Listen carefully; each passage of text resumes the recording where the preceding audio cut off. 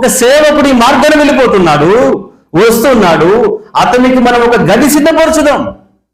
ఒక యాజకులకు లేదా ఒక ప్రవక్తలకు గది సిద్ధపరచాలి. ప్రవక్తలు ఉండే ఈ గదిలో ప్రియ సోదరులారా, ఒక అన్యుడొచ్చి నివాసం చేస్తున్నాడు. ప్రవక్తలు నిలిచినటువంటి గదిలో ఒక టోబియా వచ్చి నివాసం చేస్తున్నాడు.